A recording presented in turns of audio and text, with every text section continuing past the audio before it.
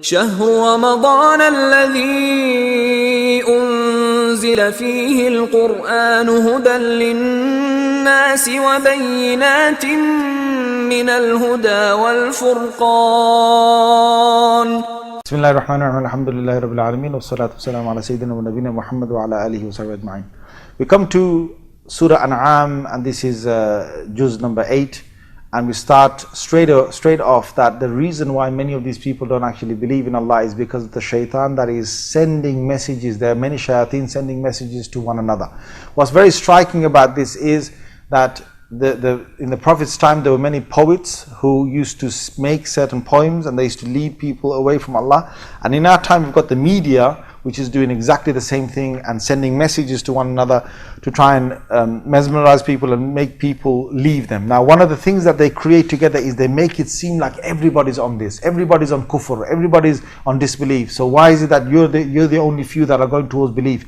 You look at ayah number 116, and you will see that Allah mentions that even if the whole of the world or most of the world were on misguidance, that doesn't mean that you are a person who's supposed to just follow them. You will be misled if you follow them. And specifically then after that, Allah mentioned that what happened is they made these gods, and from these gods, with these gods, what they did, they started to make sacrifices to those gods. And Allah tells us that, look, the only sacrifice that you should ever consume is the sacrifice of an animal for Allah Azza wa Jalla. And this is ayah number 121. He tells us specifically only to eat where Allah's name has been mentioned. And why He does that, He tells us in the next few verses of how they made an entire religion out of nothing. First they made stones, they made them idols, they had beliefs that they're gods. Then they started to say, well, this animal is for this god, and that animal you should not touch, and so on and so forth. And they started to and these were mushriks and polytheists who actually believed in Allah anyway in the Prophet's time. And he says that, well, they believed in me, but they believed in all these gods, and they started to make these rules about their gods, where they started to say, well, for Allah is little and for them is more. And this is ayah number 136 onwards, and Allah gets to say, look where it's led to, where they actually start to sacrifice their own children. So what happens is they actually bury their own daughters because they've made this religion. And what Allah is trying to tell us from here is that if you don't have an actual revelation from God, the human is able to make certain laws that is going to destroy the human being. Allah Azza wa Jalla then tells us about even the Arabs and what they have in terms of their own animals, and Allah has given them males and females, and Allah creates from them other produce. What He's trying to say from this is that these people should think that the things that they make haram for themselves they become a burden onto themselves. And Allah says that for us, what do we eat and what do we not eat? And regarding this, He tells us certain things again about eating and so on and consuming in ayah number 145, and then moving on to the fact that if we find that people are in our face and telling us that their forefathers are the ones that have prohibited these things and they want to follow these things, we should simply say, فَلِلَّهِ الْحُجَّةُ الْبَالِغَةُ, Allah has the greatest evidence, and this is it, we're following this. Allah says, even if somebody doesn't even witness for you, you're on your own. فَإِن شَهِدُوا فَلَا تَشْهَدْ مَعَهُمْ, they all witness against you. Allah says, you carry on continuing to believe in this. And He tells us about the corruption of them onto their children. He tells us not to be against our children or kill them or bury them alive. He tells us that not to even stop having children because of the fear of poverty. He tells us that we should not consume the wealth of the orphans and those who are weak. He tells us to be just and to follow the straight path, which is the Holy Qur'an. And He tells us about this Qur'an that there will be certain people who are denying this, but on the Day of Judgment they will say that because again of our forefathers we went on these pathways. And Allah says on the Day of Judgment that there will be those who will come to me with certain good deeds, and I will give them 10 in return. Ayah number 160. But those people who actually came on the Day of Judgment, they will not find anyone else to take their burden. This is ayah number 163. Everybody will carry their own burden on the Day of Judgment. So even they said their forefathers are the ones that misled them, neither the forefathers nor they will be able to carry the burden of one another. This brings us to the end of Surah An'am. and we start Surah A'raf. Now Surah A'raf stretches from here all the way into towards the end of the 9th Juzz. And the beginning of that, Allah Azza wa Jalla, He strikes some questions and He says about death itself, that death doesn't recognize whether you're sleeping or whether you're playing or whether you're in a siesta. Death doesn't recognize that. So if you need to be aware of it, be aware of what is after death. And because of that, Allah then tells us about the fact that we've got to be very careful about the message that has come here, because this message is telling us, warning us about what is after life after death. And in between that, what Allah does is He tells us that Adam alayhi salatu wasalam, who was sent to the earth, and how Adam alayhi salam was the first one to be deluded by Iblis. And what Allah has given us a message is, don't you be those people who get deluded by the same Iblis who deluded your forefather Adam alayhi salam. This all stretches from ayah number 11 all the way to about ayah number 25 onwards. And it says, well, when Adam alayhi salam came here, I gave him clothes. And the reason why I've given him clothes is to cover his shame. And the reason why Allah is saying this is because the Arabs in the Prophet ﷺ's time, they actually made their religion that they should make tawaf around the Kaaba naked, because the sins have actually gone from the body to their clothes.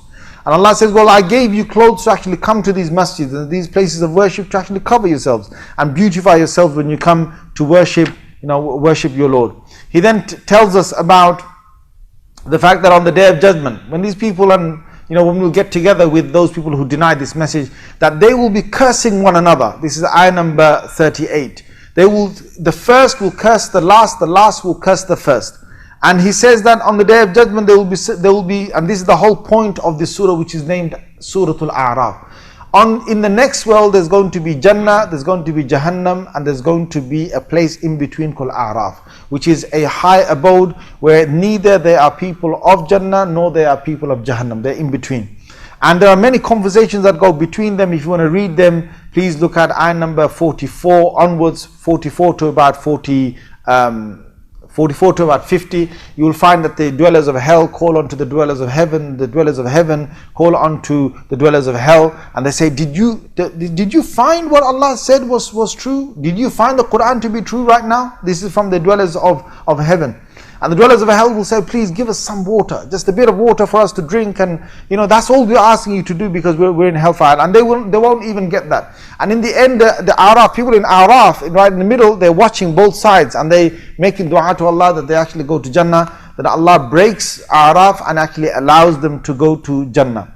Allah Azza wa Jal then gives us evidence to say, look, if you want to know about life after death, study the actual earth itself and study the existence to see how He's made a system that one is following another is coming to an end, the new life, then after that a new thing. Like for example, if you look at the galaxy and so on, there's always new things Allah is always building, and within this earth there are new things that Allah is producing. So He's telling us that, look, life doesn't stop. It always, Allah brings things out of death. You look at ayah number 57 and so on. Then He gives us 3 different stories for us to reflect. One is, or 4 stories rather. One is the story of Nuh alayhi salam and how his people, this you will find in ayah number 59 to about 64. He tells us how they were misguided, and because they said that Nuh alayhi salam is actually the one who is deluded. Then comes the story of Hud alayhi salam, and with his people again, they said, how are we supposed to follow you, a normal man who's telling us to do all of this? Why would God send a normal man? And they said, are you telling us that we've just got to worship this one Lord? And we've got all these lords and gods to worship. And again they start to make certain names, and because of those names and ideologies they made, it led them away from Allah Azza wa Jal. This is ayah number 71. In the end, just as He drowned the people of Nuh, ayah number 64, He crushed the people of Hud alayhi salam, and then He comes to the people of Thamud. And these people, again, because of their beliefs in these idols and so on, they went astray and they became arrogant. They were an arrogant people who said that, we're not going to believe, because the followers of Salih alayhi salam, there are only a few. So then Allah Azza wa Jal, He made a miracle for them. They wanted a miracle. He gave them a camel that came out of a rock. They still didn't believe, and they wanted to kill that camel. And finally, when they killed that camel, Allah Azza wa Jal brought about their destruction. In between, He talks about Lut alayhi salam's story as well, very briefly, in 80 onwards, that because of their own desires and so on, they went away from the ways of God. And comes to the story of Shu'aib alayhi salam, which is the last part of this Juzz, that again, because of reasons that they made gods, they started to worship gods. The Prophet came to them, and this is very central when he mentions Nuh alayhi salam and Hud alayhi salam and Salih alayhi salam and Shu'aib alayhi salam. All of them said the same thing. They said, Ya qawm, O people, u'budullah, worship Allah who is your Lord, and ma lakum min ilahin ghayru, you have got no other Lord, no other provider, or no other deity besides Allah Azza wa Jalla. And this was a central thing. Now what Allah is trying to tell us is that this is the central message that all messengers have brought to the earth. Jazakumullah khair wa akhiru da'wana alhamdulillahi rabbil alameen. الذكر علم ونور الحاملات سنا ونور والرسمات هنا سرور يا حلوات تلك السنين